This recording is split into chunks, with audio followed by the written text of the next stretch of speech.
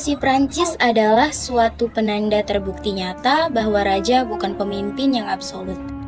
Pada masa kedudukan Raja Louis ke-16, negara Prancis sedang mengalami krisis ekonomi yang sangat parah. Banyak kasus kelaparan dan gizi buruk di seluruh negeri karena negara telah dikuras habis untuk membiayai Perang 7 tahun. Dan membantu Amerika mendapatkan kemerdekaan dari Inggris, ditambah lagi dengan gaya hidup raja dan ratu yang suka menghambur-hamburkan uang. Sedangkan rakyat semakin menderita karena harus membayar berbagai pajak dari pemerintah karena kekuasaan raja adalah absolut.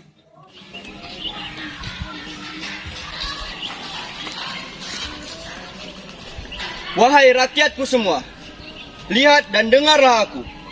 Aku adalah wakil Tuhan. Aku adalah Raja Matahari. Kalian semua harus patuh dan tunduk padaku, karena negara adalah aku. Prajurit, sini!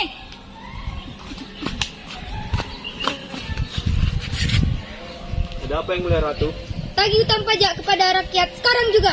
Baik yang mulia Ratu.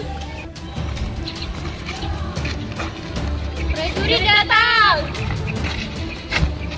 Hei, sini uang kalian. Kalian akan diajak.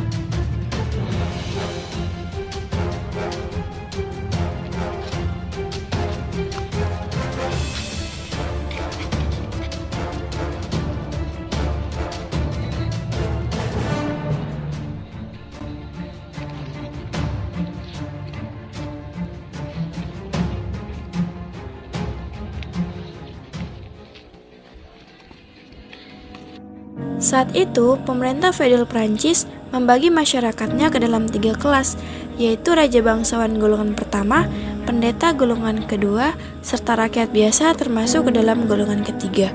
Pembagian kelas ini berpengaruh kepada kebijakan pajak yang dikeluarkan golongan pertama dan kedua tidak diwajibkan untuk membayar pajak, sedangkan golongan ketiga wajib. Bukannya menggunakan untuk kepentingan kesejahteraan pemerintah, uang hasil penagihan pajak pada rakyat malah digunakan oleh Raja Louis dan Ratu Mary untuk berfoya-foya.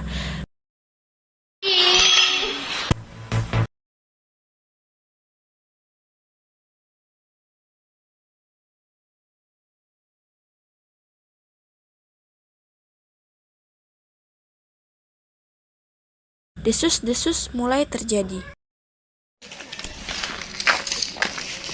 Saya tidak setuju dengan kebijakan pemerintah, karena rakyat biasa seperti kita harus membayar pajak, sedangkan para bangsawan dan pendeta tidak diwajibkan membayar pajak. Benar, saya setuju. Raja Louis harus diberi peringatan agar tidak sewenang-wenang terhadap kita. Betul! Lalu apa yang harus kita lakukan? Ayo kita ke istana raja. Ayo!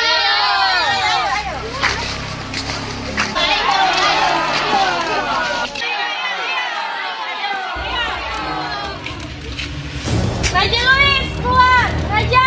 Keluar, Raja, keluar!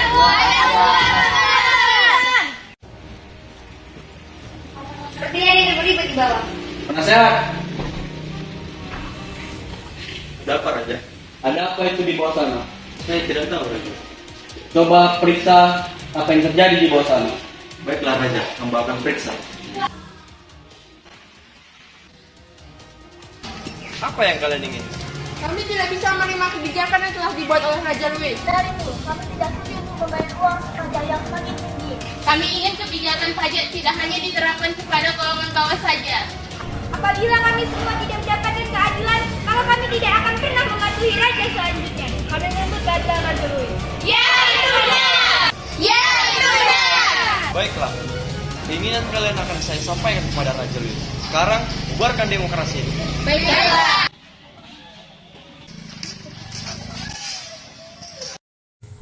Setelah penasehat raja memberitahukan bahwa kedatangan rakyat ke istana untuk menuntut keadilan atas pemungutan pajak, akhirnya memberikan pengumuman kepada para bangsawan, tuan tanah, dan cendekiawan untuk mewajibkan pembayar pajak guna memperbaiki keuangan negara. Para bangsawan berkumpul di istana Raja Louis untuk membicarakan masalah pajak untuk kaum bangsawan. Apa yang kalian inginkan kepadaku? Ada apa dengan kebijakan baru ini, Raja? Kamu sama saja menentang kami sebagai kaum bangsawan. Benar yang mulia, jangan menerapkan kebijakan yang sewenang-wenangnya terhadap kaum bangsawan. Aku hanya ingin mengatasi krisis yang sedang kita hadapi. Rakyat menolak keras atas kebijakan membayar pajak kali ini. Apa benar tidak ada cara lain?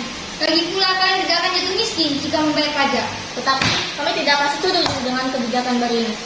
Baiklah, aku akan mengadakan rapat Dewan Perwakilan Rakyat untuk membahas hal ini. Dan kau sebarkan berita ini. Siap, Rakyat.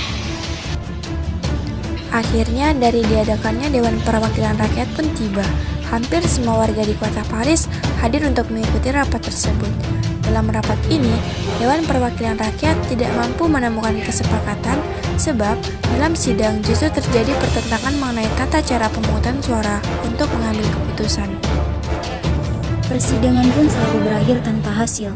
Hal itu kemudian menginisiasi golongan rakyat untuk mengadakan sidang secara independen pada tanggal 17 Juni 1789 yang ingin menyatakan diri sebagai Dewan Nasional yang bertujuan memperjuangkan terbentuknya konstitusi tertulis sebagai Prancis. Saya tindak ketidakadilan. Kita melakukan sesuatu untuk menggantikan pemerintahan Raja Louis yang sewenang-wenang.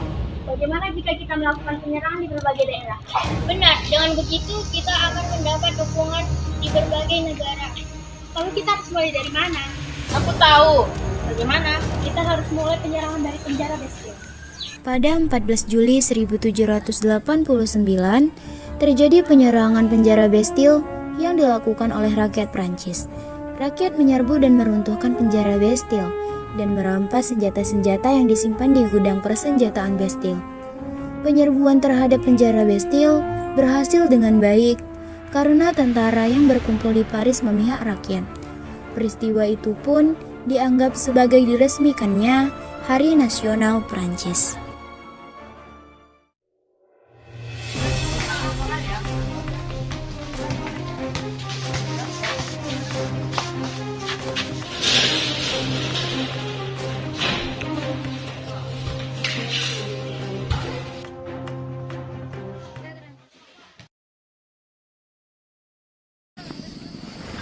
Pasukan perang.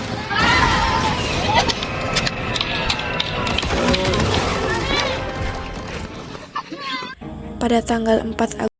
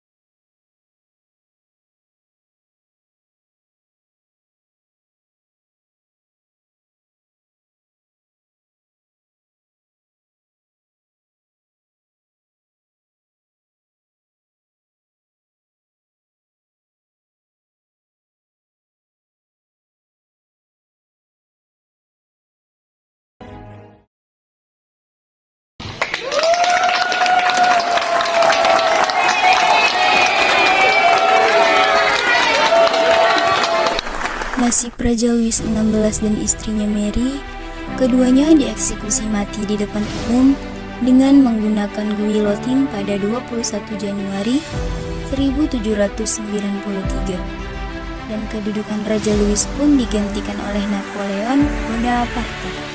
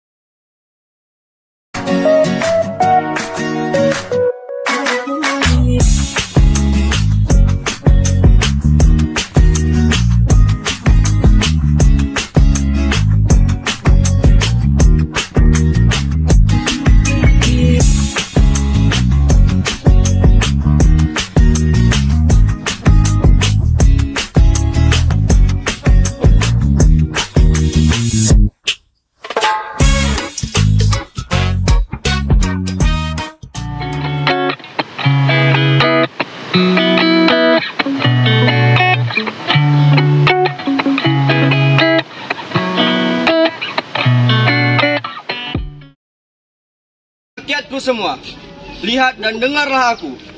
Aku adalah wakil Tuhan. 7.